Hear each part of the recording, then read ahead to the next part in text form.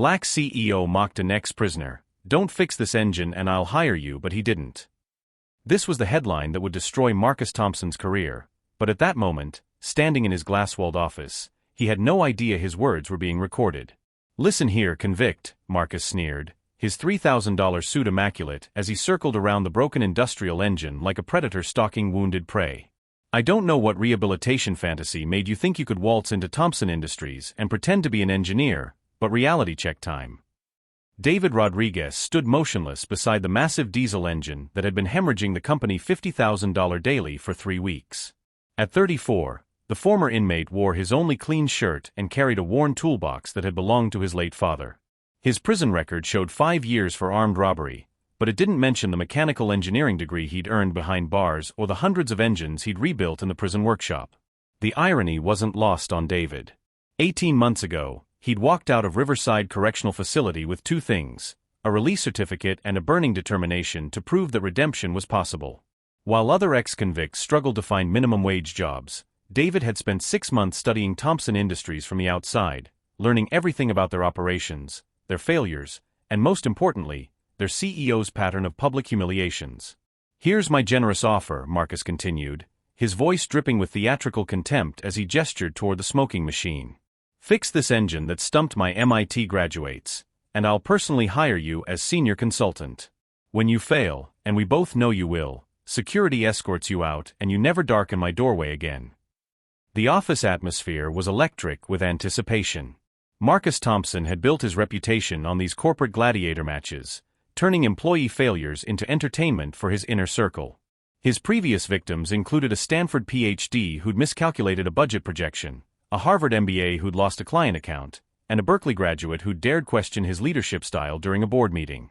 Each humiliation had been carefully orchestrated, filmed, and later shared as leadership lessons on the company's internal training platform. But Thompson Industries employees had grown weary of their CEO's cruelty. Several had already begun discreetly recording with their smartphones, sensing that this confrontation would either mark another innocent victim or perhaps, finally, Marcus Thompson's overdue comeuppance. The tension in the room was palpable as 23 staff members pressed against the glass walls, their devices capturing every word. The office fell silent except for the rhythmic hammering of the malfunctioning engine. The machine sat like a mechanical altar of judgment, its steel components gleaming under the harsh LED lights. For 3 weeks, this engine had been Thompson Industries' nemesis, consuming resources, frustrating engineers, and threatening the company's most lucrative contract with German automotive giant Bayern Motors. What Marcus couldn't see was the slight smile that flickered across David's weathered face. Prison had taught him patience, observation, and most importantly, how to recognize when someone vastly underestimated him. The engine's irregular knocking pattern told him everything he needed to know about both the mechanical problem and the man standing beside it. This wasn't random mechanical failure. This was a precision German diesel unit fighting against American diagnostic expectations. 3 hours, Marcus announced, snapping his fingers inches from David's face like he was summoning a servant. Fix what my engineers couldn't in 3 weeks, or admit you're exactly what your criminal record says you are, worthless trash that belongs in a cage. The cruel words echoed through the office's pristine acoustics, causing several employees to wince visibly. Sarah Chun, the youngest engineer on staff, felt sick watching her CEO's performance. She'd spent 3 sleepless weeks trying to solve this engine problem, and the public humiliation of failure terrified her almost as much as it apparently thrilled her boss. David nodded silently, his calloused hands steady as he opened his father's toolbox. Each instrument inside told a story of perseverance. Precision calipers earned through months of saved prison wages, diagnostic equipment purchased with money from his sister's care packages, tools that represented hope when hope seemed impossible. These weren't the random implements Marcus assumed. They were the carefully chosen weapons of someone who'd spent 5 years preparing for exactly this moment. What Marcus didn't know was that David had spent 6 months studying Thompson Industries from the outside, learning about their German partnerships, their engineering challenges, and most importantly, their CEO's character flaws. The broken engine wasn't an unexpected opportunity. It was exactly the moment David had been preparing for since the day he walked out of prison. Every night for 18 months, he'd studied German engineering specifications, learned about thermal expansion coefficients, and practiced solutions to problems that hadn't yet presented themselves. But Marcus Thompson was about to learn that sometimes the most dangerous person in the room is the one who has absolutely nothing left to lose, and David Rodriguez had been planning this moment for longer than anyone could imagine. The question wasn't whether he could fix the engine. The question was whether Marcus Thompson's career would survive what happened next. If this story of justice and unexpected redemption caught your attention, don't forget to subscribe to see how a single moment of arrogance would transform into the most expensive mistake of Marcus Thompson's career. Marcus Thompson's cruelty wasn't born overnight. For 15 years, he built Thompson Industries into a $200 million empire by crushing anyone who dared question his authority. His office walls displayed framed newspaper articles celebrating his innovative management style, but employees whispered darker stories about the broken careers left in his wake. The previous year alone had seen 7 talented engineers leave the company citing toxic work environment in their exit interviews, documents that Marcus kept locked in his personal files like trophies. "You know what I love about hiring ex-cons?" Marcus announced to his gathered staff, his voice carrying through the office like poison in the air. "They're so grateful for any opportunity, they never complain about working conditions." His laughter echoed off the glass walls while employees shifted uncomfortably, some pulling out phones to record what felt like a historic moment of corporate toxicity. The marketing director, Janet Walsh, had her iPhone discreetly positioned behind her tablet, live streaming to her LinkedIn network where hundreds of industry professionals were already commenting on the unfolding drama. David Rodriguez opened his weathered toolbox with steady hands, ignoring the theatrical performance.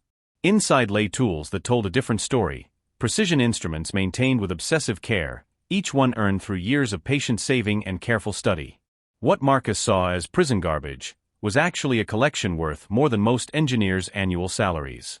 The German-made torque wrench had cost David 3 months of prison wages.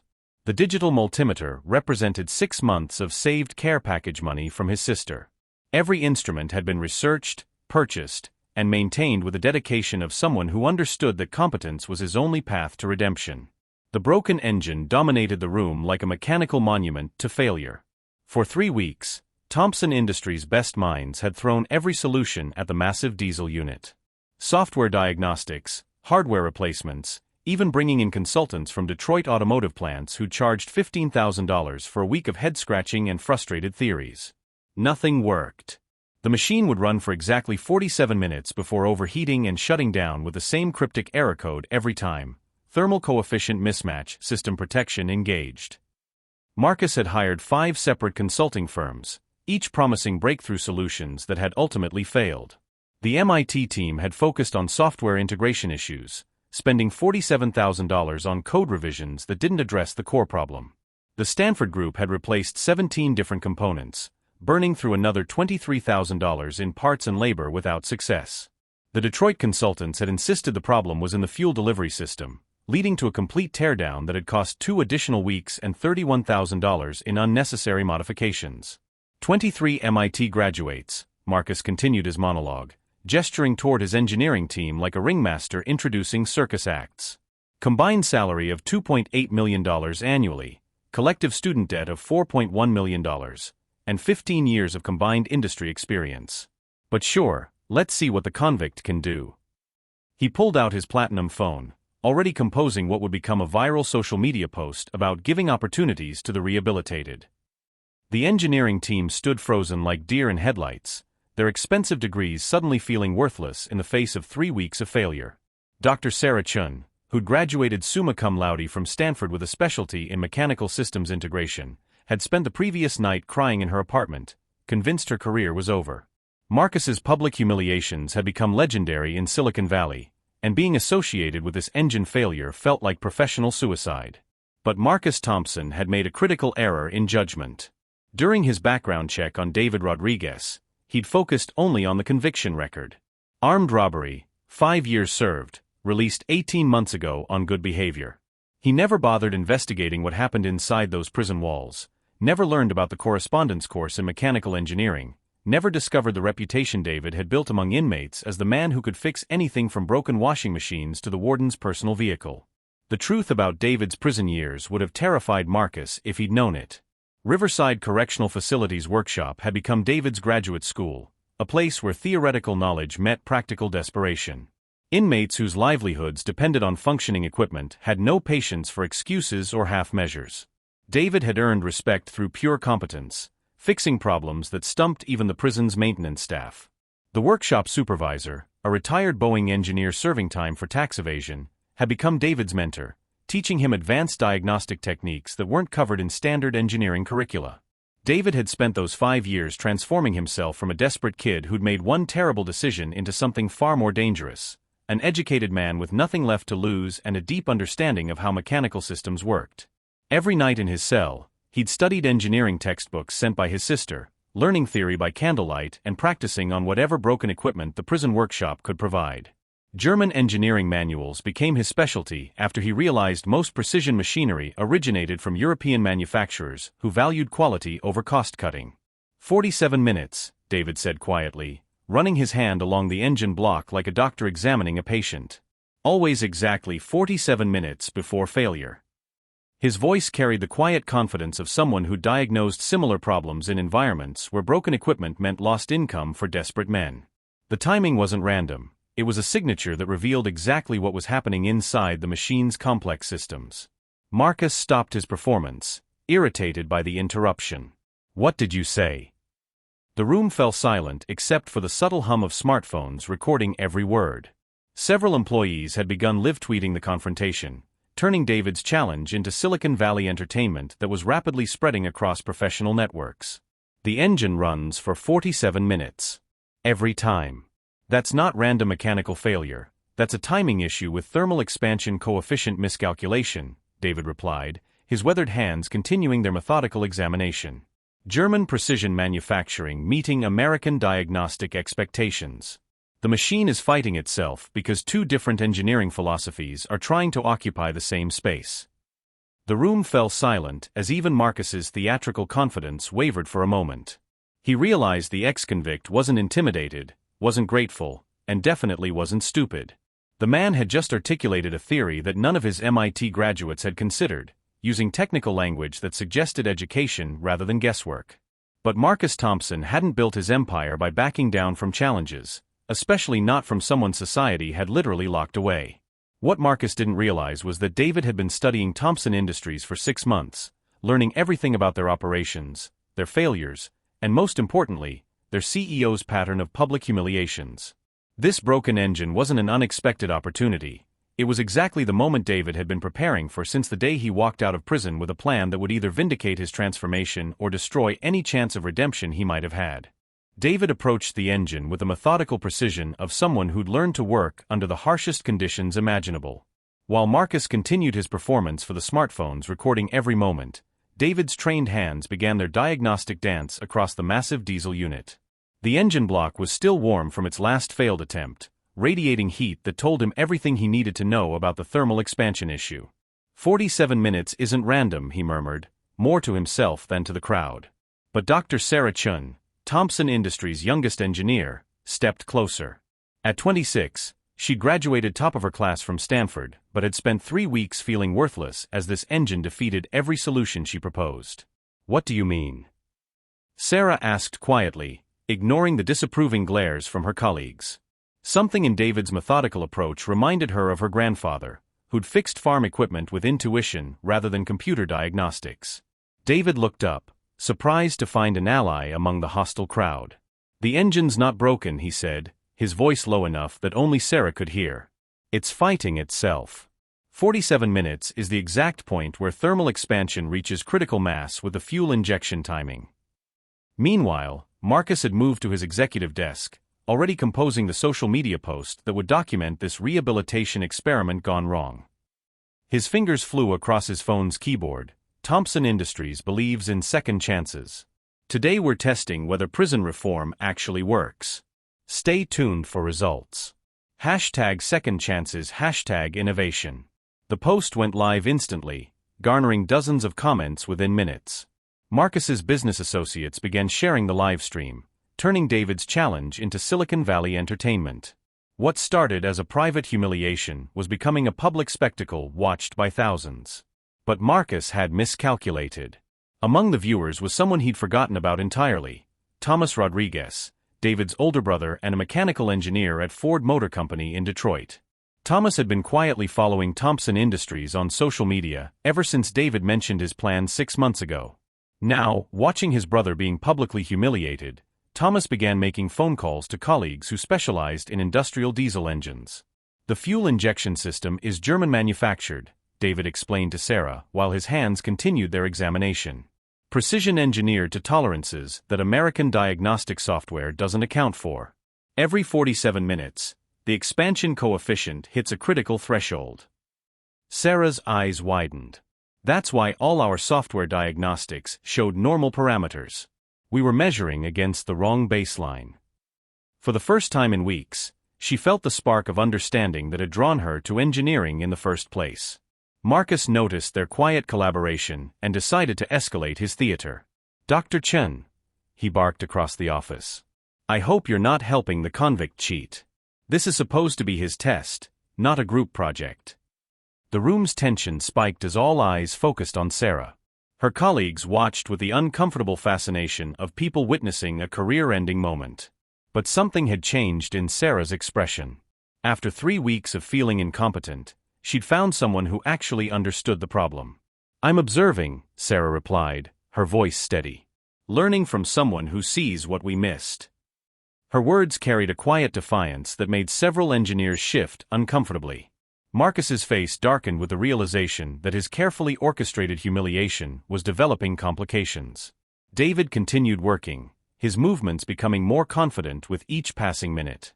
He'd found the exact component causing the thermal expansion issue, a fuel injector calibrated to German specifications but controlled by American software that expected different thermal coefficients.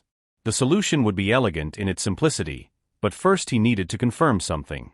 "Sarah," he said quietly, "I need you to pull up the original manufacturing specifications. Not the ones adapted for American production, the original German engineering documents." His request carried an undertone of certainty that made her realize this wasn't random troubleshooting. This was someone executing a plan he'd already perfected. As Sarah moved to her computer, Marcus felt the first flutter of genuine concern. The convict wasn't fumbling around helplessly as expected. His movements were too deliberate, too knowledgeable. And now he'd somehow recruited Marcus's own engineer as an accomplice. But what Marcus still didn't know was that David had spent 6 months studying every technical manual Thomson Industries had ever published, every engineering specification they'd filed with regulatory agencies, and most importantly, every social media post Marcus had made about his innovative management techniques. This wasn't rehabilitation theater, this was a carefully orchestrated demolition that had been 18 months in the planning. The engine held its secrets for 34 minutes longer, but David Rodriguez had already seen enough to know that in exactly 13 minutes, Marcus Thompson's career would begin its final countdown to destruction. At exactly 2 hours and 37 minutes, David Rodriguez placed his worn hands on the engine's control panel and made an adjustment so subtle that most observers missed it entirely. He rotated a single calibration screw counterclockwise by exactly 3/4 of a turn, then stepped back as the massive diesel unit roared to life with a sound that made everyone in the office freeze in recognition. This wasn't the struggling, irregular knocking they'd heard for 3 weeks. This was the deep, confident purr of perfectly synchronized machinery operating at peak efficiency. The diagnostic screens exploded with green indicators for the first time since the engine had arrived from Germany. Temperature readings stabilized in optimal ranges. Pressure sensors showed perfect compression across all cylinders. Marcus Thompson's confident smirk evaporated like steam. His platinum phone trembled in his manicured hands as he watched the live stream comments explode with engineering discussions. Viewers were sharing the stream across professional networks, and automotive engineers from Detroit to Munich were joining the conversation with grudging admiration for the elegant solution. "Impossible," Marcus whispered, but his voice carried clearly through the office's acoustics. "Our engineers spent 3 weeks." "Your engineers spent 3 weeks looking for complex problems," David replied, his voice calm but carrying an undertone that made Marcus's blood run cold. "Sometimes the most sophisticated machinery fails because of the simplest oversight. Your German fuel injectors were calibrated to metric thermal expansion coefficients, but your American diagnostic software assumed imperial measurements." Dr. Sarah Chen moved between diagnostic stations, her eyes wide with amazement. The thermal expansion differential was creating cascading timing errors every 47 minutes. The AI system was constantly micro-adjusting to compensate for imprecisions that didn't actually exist. But Marcus wasn't listening to technical explanations. He was staring at David Rodriguez with growing horror as he realized that this wasn't lucky guesswork. This was someone who'd understood the problem from the moment he'd walked into the office. "You knew," Marcus said, his voice barely above a whisper. "You knew exactly what was wrong." David's expression shifted, and for the first time, Marcus saw something in those dark eyes that made his stomach drop like a stone. It wasn't gratitude or surprise, it was the cold satisfaction of someone whose carefully laid plan had just reached its crescendo. "Marcus Thompson," David said, pulling out his own phone and displaying a recording app that had been running for the entire encounter. "Let me tell you something about rehabilitation that you never bothered to learn." His voice carried clearly through the office, and every smartphone in the room captured his words for thousands of online viewers. 5 years ago, I made the worst mistake of my life. Armed robbery. I was desperate, broke, and stupid. But you know what I did with those 5 years in prison? David's eyes never left Marcus's increasingly pale face. "I earned a mechanical engineering degree through correspondence courses. I studied every technical manual your company ever published. I learned German so I could read the original engineering specifications for this exact engine model." The office fell into absolute silence except for the perfect rumble of the now functioning engine. Marcus felt the ground shifting beneath his expensive Italian shoes as he realized the true scope of what was happening. 6 months ago, I applied for an engineering position at Thompson Industries, David continued, his voice steady and professional. My application included my degree, my technical certifications, and a detailed analysis of 3 different engine problems your company had documented online. Your HR department rejected me without an interview. Quote, "Criminal background incompatible with corporate culture." Sarah Chen gasped audibly. Several employees exchanged shocked glances as they began to understand that this wasn't random corporate theater. This was a meticulously planned demonstration of competence and character. "So I applied for the maintenance position instead," David said, his slight smile carrying no warmth whatsoever. "Because I wanted to see if Thompson Industries was really about innovation and merit, or just about maintaining comfortable prejudices. Today, you showed me everything I needed to know." Marcus's phone buzzed with an incoming call from his board of directors. Then another. The live stream had reached over 15,000 viewers, and the comment section was brutal. Engineering professionals were dissecting not just the technical solution, but Marcus's behavior throughout the encounter. Screenshots of his convict comments were already being shared across LinkedIn and industry forums. "The engine was never broken, Marcus," David said, walking slowly toward the man who'd spent the last 3 hours trying to destroy him. "Just like I was never incompetent. You just couldn't see past your own assumptions long enough to recognize expertise when it was standing right in front of you." The room erupted as Marcus's phone rang again, this time showing the caller ID of Klaus Müller, the German investor who'd been watching the entire spectacle. The $200 million contract that had seemed secure 3 hours ago was now hanging by threads thinner than spider silk. But David Rodriguez wasn't finished. He pulled out a second phone and showed Marcus a screen that made the CEO's face go completely white. It was a group video call with 12 automotive engineers, including Thomas Rodriguez from Ford, Dr. Martinez from MIT, and 3 senior engineers from BMW Munich who'd been following the live stream. "Gentlemen," David said to the video call, "I'd like you to meet Marcus Thompson, CEO of Thompson Industries. The man who just spent 3 hours publicly demonstrating why his company's engineering problems might not be technical in nature." The devastating revenge wasn't violence or destruction, it was the simple, elegant exposure of incompetence masquerading as authority. In less than 4 hours, Marcus Thompson had transformed from Silicon Valley success story into a cautionary tale about the cost of confusing prejudice with business acumen. 6 months later, David Rodriguez sat in the corner office that had once belonged to Marcus Thompson, reviewing quarterly reports that showed Thompson Industries posting its most profitable period in company history. The German partnership had not only survived the public humiliation, but had actually expanded after Klaus Müller personally requested that David lead the technical integration team for their new joint ventures across 3 countries. The transformation had been swift and brutal for Marcus. Within 48 hours of the live stream, the board of directors had called an emergency meeting. The viral video had accumulated over 2.3 million views, with engineering professionals from around the world dissecting not just the technical solution, but Marcus's behavior throughout the encounter. LinkedIn posts about toxic leadership and unconscious bias in hiring used screenshots from the stream as cautionary examples that business schools now included in their ethics curricula. Marcus Thompson, the man who had built his reputation on public humiliations, discovered that corporate karma had a perfect memory. 3 major clients canceled contracts after their own employees shared the video internally, expressing concerns about working with a company whose leadership demonstrated such poor judgment. The aerospace division lost a $47 million contract when Lockheed Martin's diversity officer cited the incident as incompatible with their vendor standards. The automotive sector hemorrhaged $128 million in projected revenue as Detroit manufacturers quietly shifted their partnerships to competitors. But David had shown remarkable grace in victory, a decision that surprised industry observers who expected righteous revenge. When the board offered him Marcus's position, he'd accepted on one condition: Marcus would be offered a consulting role at half his previous salary, with the opportunity to rebuild his reputation through actual performance rather than theatrical cruelty. "Everyone deserves a second chance," David had told the board, his words carrying the weight of personal experience. "Even people who don't think others deserve them."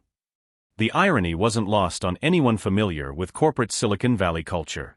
Marcus Thompson now reported to the convict he tried to destroy, working quietly in a modest office without the glass walls that had once showcased his corporate theater. His Armani suits had been replaced by business casual attire, his platinum phone traded for a standard company device, his executive parking spot given to someone who'd earned it through competence rather than intimidation. The transformation was humbling, but ultimately redemptive. Marcus discovered that respect earned through competence felt vastly different from fear maintained through intimidation. His first project under David's supervision involved analyzing supply chain inefficiencies, grunt work that he'd once delegated to subordinates. But as weeks passed, Marcus began to understand systems thinking in ways his MBA had never taught him. The man who'd once terrorized employees with impossible deadlines learned the satisfaction of solving actual problems rather than creating them. Dr. Sarah Chun had been promoted to head of engineering, her confidence restored by working alongside someone who valued curiosity over credentials. Under her leadership, the department developed 3 breakthrough solutions to long-standing industry problems. The engine that had nearly destroyed the company now powered a fleet of delivery trucks generating $18 million in annual revenue. But more importantly, it had become a symbol of Thompson Industries' cultural transformation from a toxic environment to one where merit mattered more than prejudice. David's phone buzzed with a text from his brother Thomas. Mom saw the Forbes article about the company transformation. She says Dad would be proud. The worn toolbox that had once embarrassed Marcus now sat in a place of honor in David's office, a reminder that expertise comes in many forms and that the most valuable education sometimes happens in the most unexpected places. Visitors to the office often asked about the weathered tools, leading to conversations about second chances and the hidden potential that society often overlooks. The company's new hiring policy, written personally by David, included a simple line that had become Thompson Industries' unofficial motto: "We judge applicants by their ability to solve problems, not by the problems they've solved for themselves." Within 6 months, they'd hired 12 formerly incarcerated individuals across various departments, from accounting to software development to project management. The former inmates brought perspectives on efficiency, resource optimization, and creative problem-solving that their privileged colleagues had never considered. The results were measurable and profound. Employee satisfaction surveys showed the highest ratings in company history. Turnover dropped to 3%, compared to the industry average of 22%. Innovation metrics soared as teams began collaborating rather than competing for Marcus's approval. The toxic culture of public humiliation was replaced by a learning environment where mistakes became opportunities for growth rather than ammunition for mockery. Industry publications began featuring Thompson Industries as a case study in corporate transformation. Harvard Business Review published David's essay titled "The Hidden Value of Second Chances," which became one of their most shared articles. Speaking requests poured in from conferences across the globe, but David accepted only those that highlighted rehabilitation and workforce diversity rather than his personal story. Marcus Thompson had tried to destroy a man's future, but ended up creating a more successful version of his own company. David Rodriguez had turned 5 years of punishment into a lifetime of purpose, proving that the most effective revenge wasn't destroying someone who'd wronged you, it was succeeding so completely that you could afford to help them become better than they'd ever been. The engine runs perfectly now, just like the company. Both just needed someone who understood that broken things aren't worthless, they're opportunities waiting for the right person to see their potential. Sometimes second chances don't just change the person receiving them. They transform the person wise enough to offer them, creating success that no amount of prejudice or privilege could have achieved alone. If this story of redemption and justice resonated with you, Subscribe to our channel for more stories that prove the power of perseverance over prejudice. And remember that everyone has something valuable to offer if we're wise enough to listen.